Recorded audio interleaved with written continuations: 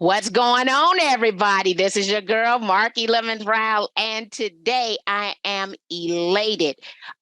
You know how you don't know what it is that you want to do, but you see someone else do it, and you think to yourself, whatever that is that they do, that's what I want to do. So today I am elated to be joined by someone who they don't even know that I saw them first, and I could then visualize myself as a real estate speaker. I have known Amy Chorew now over 15 years.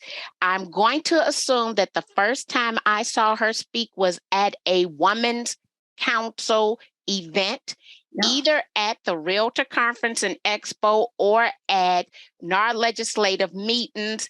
And Amy, thank you for being a pioneer and a leader, especially in the tech space. At the time, being probably only one of two women that I recall seeing. I recall you, I recall Katie Lance, and then the other young lady who helped develop the ePro, who I think went over to Zillow.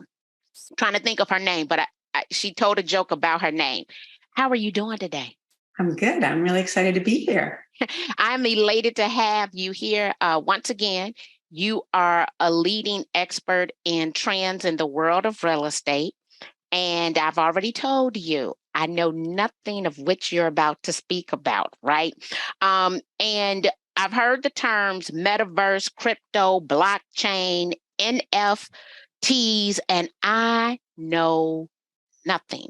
And so, since I trust you and you have taught me so much over the past 15 years, when we had the opportunity to stop and speak in a hallway, I asked you if you would be my guest, and you said yes. So, where does one get started with all of the terminology that I just mentioned? What is all of this? Thanks for having me, Marky, and thanks for those kind words. Marky, in 2017, I just need to tell you a quick story, and then I'll get right into what you're asking. My hairdresser told me she had to cash out $50,000 of crypto for her down payment on a condo she was purchasing. Needless to say, I was intrigued. And in 2017, she gave me a book called Cryptocurrency for Dummies, and I started learning about this. In early 2000s, cryptocurrency, the first crypto was developed, and a lot of kids, believe it or not, in college were excited about it, and they were mining cryptocurrency. And I'll explain what that means in just a minute.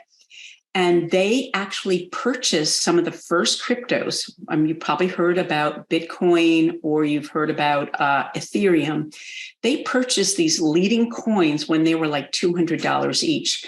Needless to say, they bought thousands. And right now we're in a crypto winter, but it's still worth about, let's say Bitcoin is worth $17,000 a Bitcoin. So do the math. If you bought 1,000 of them even in 2010, when you were still in college, you are a millionaire today.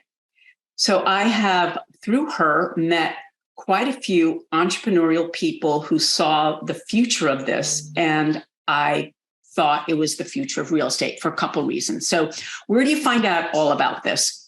There are some resources I will share with you where you can do your own research, and places I go, because believe it or not, as you're listening to us today, your phone is listening to you. And guess what? You're going to start seeing all on your stream, all of these get rich. This is how you learn about it. Try not to get woven into that, and start looking at some of the sites I'll share with you, but also shameless plug. We just wrote a course that we launched with Hivology to teach all of this. And Marky, I'll be quiet now so you can ask more questions, but it is the Wild West. I'll put it to you that way. So I'm laughing because I'm thinking your hairstylist must be the coolest hairstylist of all times, because she was cashing out for her down payment. Okay, so one, elated to hear that she was willing to invest. I will tell you just a little bit that I do know. I was in the process of getting a new life insurance policy to act as my bank in order to buy my own crypto mining rigs.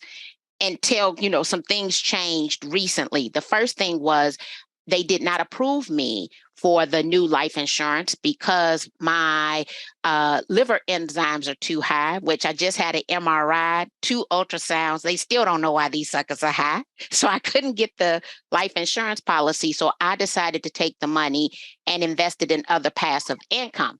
But I'm pretty sure after this conversation, right, I'm going to rethink that and say, okay, with what I'm allowing or what's occurring is my company is buying essentially other assets, right? And this was going to be an asset of the company so that one day I'll be financially eligible for retirement. So come back. Okay, so a couple of things that you just said. First, to the life insurance, we need to talk about that on another call because I just purchased a new truck using my life insurance and not taking out a car loan. We on the same page. Yes, okay. We'll do that another time. So mining is absolutely profitable. It costs money to get that in, but that is one way. But the reason I got into it, and honestly, Marky, I left my corporate job 1.5 years ago for some personal reasons, but I also knew this was the next trend and I wanted to be on top of it. It's really more about, it's not buying. I don't tell people how to invest in crypto, although I've done well, but I don't tell people what to buy. I'm more involved in how it's impacting the real estate industry. And part of it, and I'm going to go through some of the terms you mentioned, like Web3, blockchain, some of the other terms, NFTs, maybe even Metaverse. But the big power of this is how it's going to change our industry. Cryptocurrencies, there are over 19,000 of them, and many of them are utility tokens. You have to use their token to do a thing, use it for something. There are some generic or more generic tokens that power their own blockchains, and that's where everything happens. That's how you buy and sell. You buy on something called the blockchain. And the two big ones right now, and there's many more coming up the food chain, of course, are Bitcoin and Ethereum. So those are the two biggies, right? And they all both operate on their own blockchain. The real estate world is basically doing most of its, people can buy and sell real estate with Bitcoin or Ethereum, but the Ethereum blockchain, and I'll explain what that is, has what's called smart contracts on it. So most of the transactions that are happening on the Ethereum blockchain. So why? Real estate transactions are fraught with opportunities for fraud, and there's no transparency. You can't look into a transaction, and there's people who have to literally do things that don't always do them, like registering a title or a deed at a town hall. What if your title, when you buy your house, you get a clear title, it could be put as a block on this blockchain, which lives on a blockchain, which is in the internet, Web3, we'll talk about that. And you could go and look when you're ready to buy a house and see the title that it's clear. It is now a block, it's immutable, and no one can mess with it. Think about all the issues we have with title and all of those things. So I'm going to take a step back and kind of give you a little bit more history. Is this helping you, what I'm saying so far? Yes. And let me just tell you why. The speech that I did on Friday night, I had to come to my why. Why did I decide that I was going to get my life in order, right? And pay my taxes and set up Gusto and have a bookkeeper. It is because September the 17th, 2018, they found my ex dead as a result of a massive heart attack. The problem with, besides the fact that he passed away, was that I had quitclaimed his home to his brother back in 2005 so that his brother could do an equity line of credit because he had helped his brother build his credit so that he could take the equity line to build his construction business that I had set up. Here's the problem. The brother passed away the year before my ex passed away, and he had never quitclaimed the property back to himself, which now means that the property went to the estranged wife of the brother Okay. She moved from down south back to Chicago, lived in the house for a year, sold it, and made over $300,000. And the house did not go to the daughter of the deceased person who essentially it was his house. So when you talk about that piece of information, right? Because we at a funeral and people are rolling their eyes at me because all they know is my name was on the notary that quit claimed the house. So they got questions as to why did this even happen? So yeah, I could see wanting to have information, accurate information, the details. And let me ask you this: it does make sense. With the information using blockchain, how does license law, the different rules and regulations of each state, does that have any impact on the blockchain? Absolutely. And that's why we're in the Wild West, because every state does transactions differently. Some are title, some are attorney states. So we are in the very early stages of this. The only people who are closing on the blockchain are very forward-thinking people. So what we're seeing right now, Mark, is a lot of bifurcation.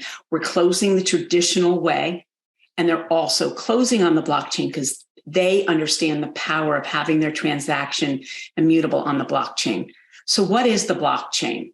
It is a group of computers that are decentralized. It's computers across the world that when a transaction is put up on the blockchain, thousands of computers are verifying if it's a true transaction. That's what mining is. So all the miners, all they're doing is verifying through a smart contract and technology that what was put up on the blockchain is true. Once they all say that it's true, it becomes an immutable node on the blockchain. So think about it from a real estate. You have a contract that you want to put up on the blockchain. You have contingencies. You have a buyer and a seller. All of those things get verified. Now, it's interesting. It's getting verified by technology that exists on the World Wide Web now, which is not the new world. It's Web 2, Web 2.0, where we are. But they're verifying all that information. The buyer's the buyer, the seller's the seller, that the house got appraised, that the inspection happened and the things were fixed on the inspection. I'm giving you the new world idea. On the inspection, if a well had to be fixed, the person who did the well, their company's name is, the information, the contract, all of that is now in that node. It all gets approved. The computers verify it. And then I go, okay, now we can go to the next one. The next one is we're ready to close, but we need to make sure the title's clear. So that all goes through. So A is done. If A is done, we're going to go to B. Now, if there's any cloud on the title, the blockchain won't let it happen. You have to make sure everything's fixed before it becomes another node on the blockchain. Okay. Does that make sense? Yes. So now I just had like 70,000 ideas, right? Is the appraisal on the blockchain? It could be. Okay, the home inspection then could be on there as well. So this is where I'm thinking. I have never had a buyer who has ever liked the repairs in which the seller has made if there was an issue to be rectified per the home inspection, which is why traditionally I would always ask for a price reduction, because historically I've never had a buyer who's ever liked anything that the seller's done. Generally, they'll say, well, this person couldn't have been licensed. Did they find the cheapest person to do it, right? What I'm hearing is now that buyer could essentially, I guess, request, and they could verify who did the work and that they had their licenses, or better yet, did they pull permits through the city of Chicago for the work performed? Now I'm gonna tell you what just hit me: how many rehabbers won't exist in the future for their lack of not pulling the right permits in order to do the work in which they said that they've done. So we're saying accountability. Yes. Every single person that's a party to the transaction. So let me clarify a couple of things. My husband is a builder. He, for many years, and then he went into remodeling. The amount of irresponsibleness is scary. So think about this. Let's say you have a flood in your basement. You put curtain drains in. You could put on the blockchain that you hired, you went and pulled a permit. You hired this company to put the curtain drains in. You prove that you don't have flooding anymore, and that becomes a block on the blockchain. The next generation of buyers, we have to get over this buyer beware stuff. We need, and I hate the word transparency, but they need to be able to see it. Now, here's a really cool thing that you can research. Think about the Carfax. When Carfaxes came out, we were like, ew, what a waste of time. Now, none of us would buy a car without a Carfax. But listen, Mercedes-Benz and other car dealers are now putting on the blockchain the history of all their vehicles. It's happening now, and not just Mercedes, other car dealers. So the car industry is ahead of real estate. So your automobile, the Carfax is going to be on the blockchain so you can see the history. Did you have your tune-ups on time? Did you, like I'm coming up on my 40,000 on my car and I'm going in on December 1st. That could potentially be on the blockchain. So other industries are using it. The medical industry, even with HIPAA, the medical industry is putting all of our medical records. So if I go to Belize and try to do zip lining and hurt myself, they're going to be able to see everything about my medical history so they don't give me the wrong medication. The medical industry is doing it. And the other one that's intriguing is supply chain. Remember during COVID, all the craziness? They're solving it with blockchain because they want transparency. Where is that? Where are those materials? Did they get delivered? Were they taken off? Who got them? Can you see the power of it? I can, which means then everybody's going to be held accountable. That's how I'm looking at it. Like there's going to be a higher level of accountability because I remember when I bought this last car, they'll reduce your insurance if you put this little gadget in the car that they know the speed in which you're going.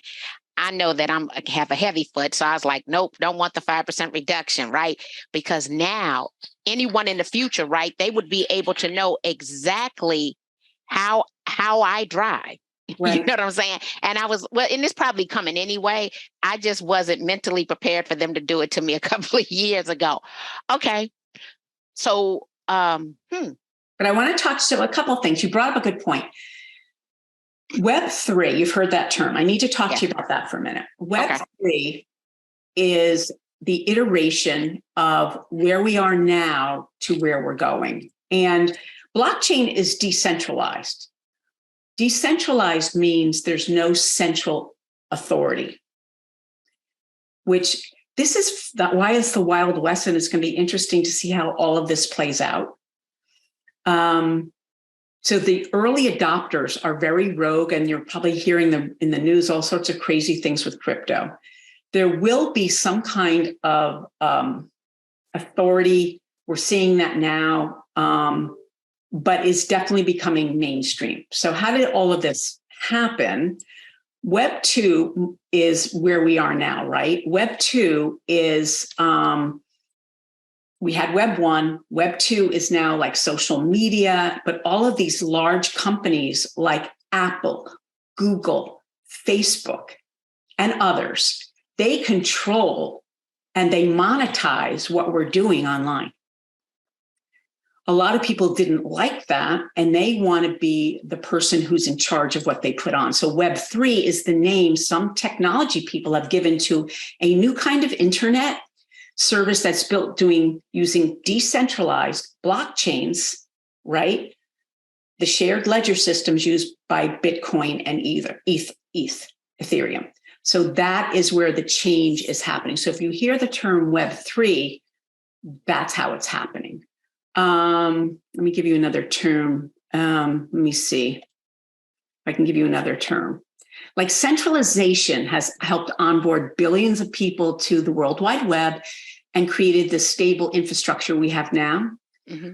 But a handful of centralized entities have a stronghold on large swaths of the World Wide Web, right? They unilaterally decide what should and should be allowed. Web3 is, instead of the web monopolized by large technology companies, embraces decentralization and being built, operated, and owned by the users. So that puts the power in the hands of individuals. So now you're seeing all the craziness that's going on. And for me, that all has to happened for us to level out to where it's going to be something that normal people will accept. So that's why we're in the really early parts of it. Okay. Is that too much? No, it's not too much because I think I'm keeping up. Okay, but I want to come back. So I'm understanding the blockchain. I can see the ethics, the higher level of accountability for all parties, right? So I'm loving that idea. It really means you're going to have to, especially if you're in business, you're going to have to do what it is you said you was going to do, because you have these decentralized computers that are going to verify whether you did it or not. And Right. if you say that you hired a licensed electrician, then they're going to check to see if this person even is licensed, right? And if they pulled that permit, and might even source their receipts to see did they use the proper wiring, right? So I'm like, okay, I'm loving that whole concept. When it comes to buying and selling, because you use the term bifurcation, right? Is that the term, right? So when I'm thinking bifurcation in today's society, I'm thinking about a buyer and a seller who don't necessarily use the same title company. One goes to a title company that represents the buyer interest. The other one goes to a title company that represents the seller's interest, but they're not necessarily sitting there together at the same title company. No, what I meant, that's actually a really great description. What I meant was bifurcation in that people are still closing the traditional way, but thought leaders, people with a vision, are also closing on the blockchain using a product like Proppy or others. So they're closing on the blockchain, but they're also closing the traditional way. So that was how I used bifurcation. So more than one way to buy. Yeah. So same thing you said, but within the. So here's the interesting thing. I want to give you a couple stats on the blockchain, but then I want to talk to you about how I see real estate transactions happening. Okay. If that makes sense? Yep, makes sense. So let me just give you these terms. And this is still, there's 3 terms, and I'm going to give you a slide that we can kind of give to everybody. I'll give you some information, but so security, it's distributed ledger technology, and basically data accuracy is confirmed via miners, right? Consensus of network members.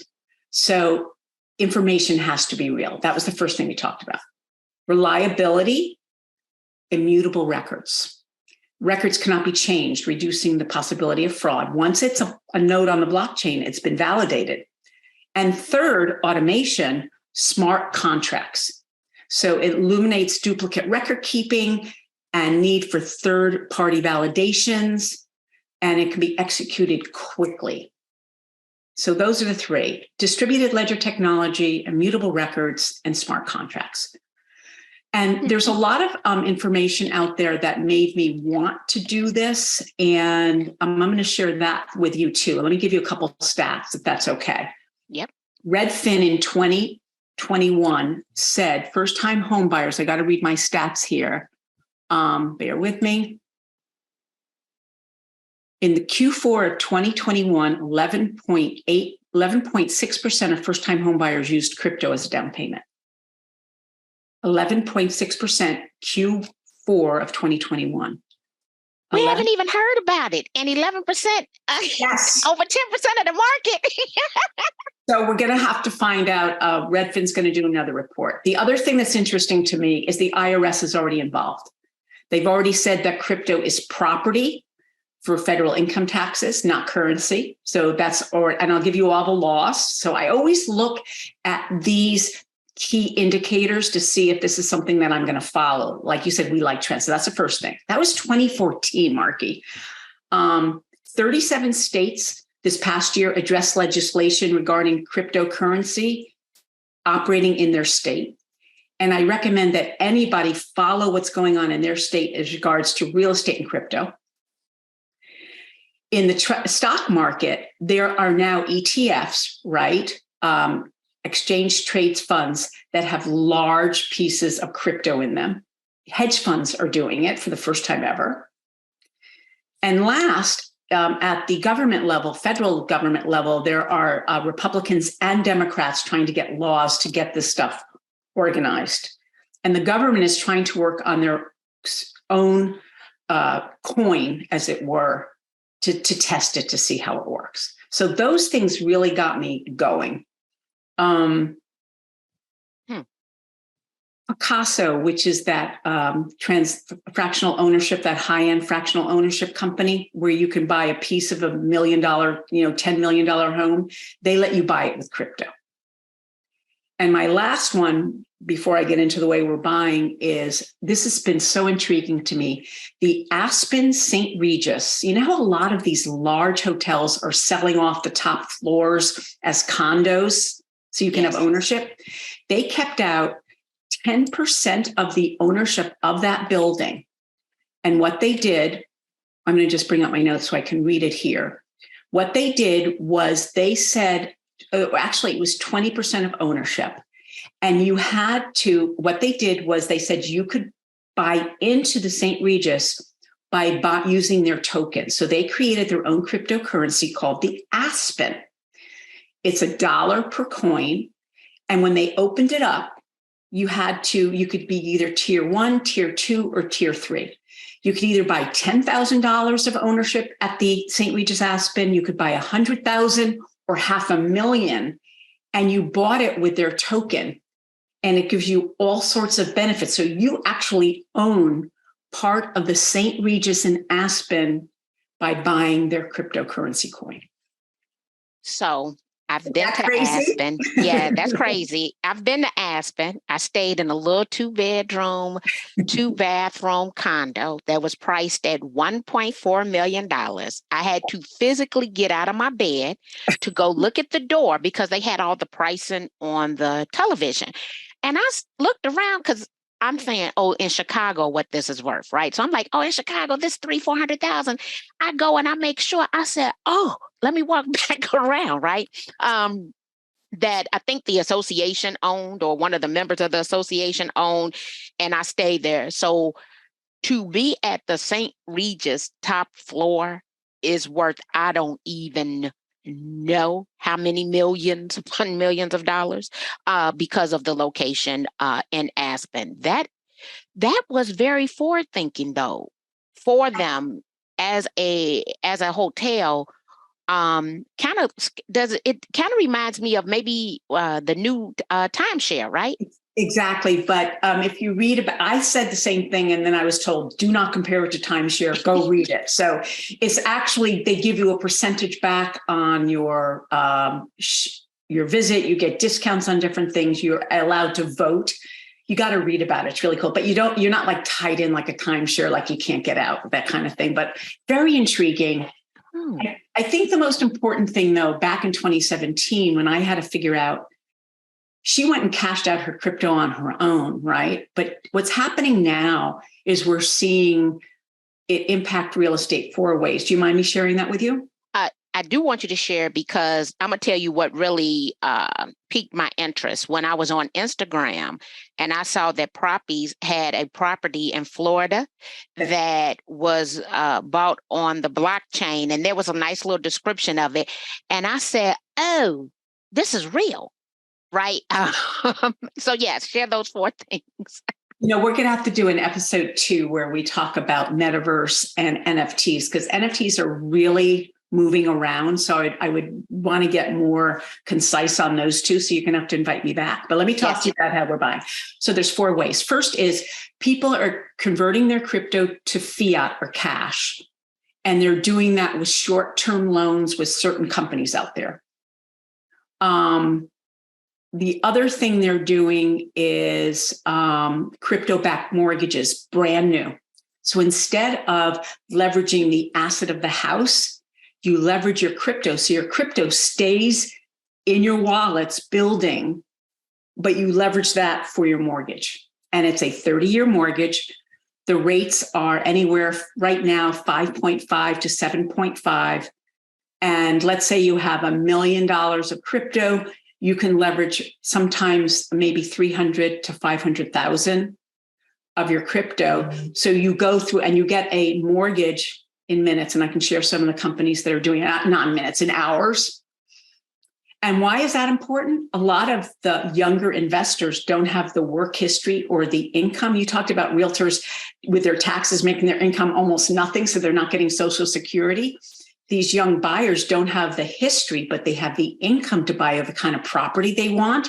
So they can't qualify for a traditional mortgage, but they can leverage their crypto mortgage as a mortgage. I know, look at the eyeballs. Let me go. There's two more. The other is purchasing with 100% crypto. That means the seller goes, hey, you can buy my house with crypto. The buyer goes, great. The seller goes, I've opened my wallet. And the buyer says, great. And they just send the crypto over. That doesn't happen that often, but it happens sometimes. And fourth, using crypto as loan collateral. I actually did this, Marky. So what that means is, let's say you need some things you can't do with crypto, like all of the costs, like your home inspection and your appraisal. You have to pay cash for this. You have to pay your closing costs with cash. Your attorney's not going to take crypto, and you can't do that by law anyway. So let's say you need 15 grand for your closing costs. I could go in to one of my crypto wallets or exchanges and borrow against my crypto. So my crypto is still there. And then I pay it back, but they give me the cash. Now, here's the problem. Some banks don't like that, right? Because it's how are you getting the money? And I'll talk about that in a sec. But let me give you an example. I have an Airbnb with my daughter, and we had to cut down some trees, and it was going to cost us 10 grand. So they had to come up with 5,000. I had to. They went and took a HELOC on their house for the 5,000. Pain in the butt.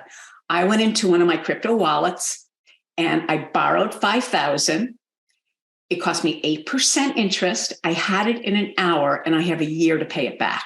So I'm paying back, I don't know, 500 a month for the, each month. It is 8%, but that's what it is. But I had it in an hour. It was the hour.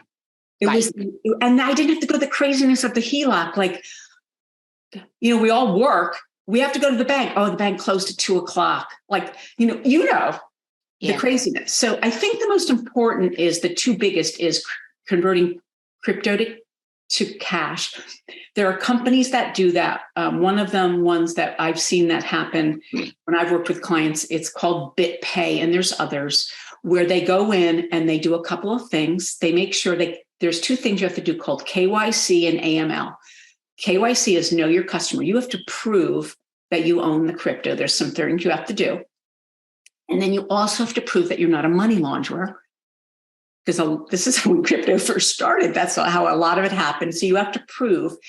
You give them, it's a percentage of the fee. You have to pay up like 1%. I'll make that up for now, because they have to process this whole thing and they have to guarantee the rate of your crypto when you cash it out. So crypto changes on the hour. So they had to, it could go from 16,000 to 20,000 down to 15,000. You don't know. So you have to so then they cash it out. They put it in a bank, and then you go to closing with your cash.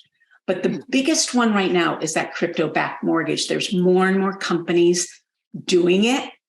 And I'm super intrigued by those. There's a couple companies, Milo.io is one of the ones that I'm familiar with, and I just interviewed them.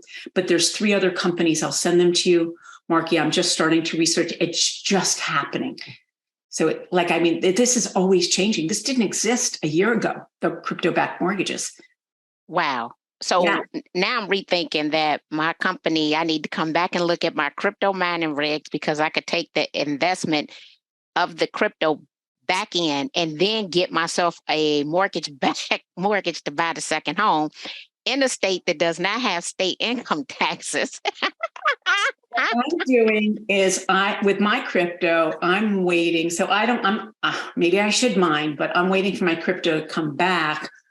I'm going to pay off a mortgage on one of my investment properties, and then I'm going to purchase something else. So I'm waiting, but it's scary and freeing at the same time. And I do want to warn everybody, I'm not giving any financial advice, and we are very much in the early stages. So if you're feeling like, don't worry, we are so in the beginning. there's plenty of time to learn. But I have some websites I'll send to you, Marky, that you can put in the notes here, that if they don't want to do my class, which is fine, we'll put a link there, but we'll also give them some sites that I visit like every day that they should go and look at.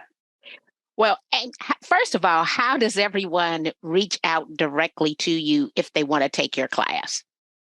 Couple of things. I will give you a link, but also my email is very easy. It's amy@amychorew.com, AMY@amychorew.com.